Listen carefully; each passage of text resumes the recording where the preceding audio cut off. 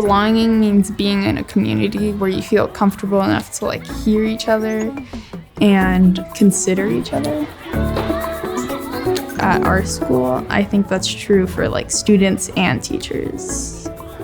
Belonging means you're home. You can like bring whatever self you want. If you're having a bad day or a good day too, you can arrive and everyone will accept you and treat you amazing. When I transferred to new school, it was a small space, but the community was big, you know.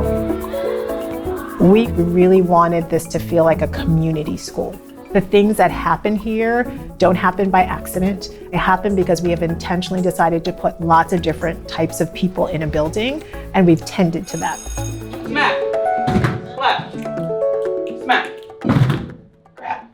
To me, New School Magic is what our highest need kids need, and it's also helping all of our kids get to the lofty expectations that we have for everyone. And what that looks like is gonna change as our kids and our teachers change, but it's the idea that good, deep thinking comes from a mix of kids with different ideas. Good morning, Dee. Good morning, Ariana. Good morning, Oliver. So nice to see you again. If you bring in their identities and they can see themselves in the classroom, they feel the sense of belonging, they feel like this is their learning environment. And now all of a sudden, they're the ones driving the engine of their own learning. And so one of the things we do a lot is ask a lot of questions. You all agree with her? Yeah. Way to go, Ren. Way to go, Ren. Our pedagogy is really steeped in inquiry. And inquiry is really about student choice and voice. It's more about like how the answer makes sense instead of just like telling you what happened. It's like more about why. For example, we were learning about Native American history. We know that like a lot of the documents and stuff we were reviewing were written by the Europeans. So we dive deeper into the Native Americans' perspective to find both sides of the story.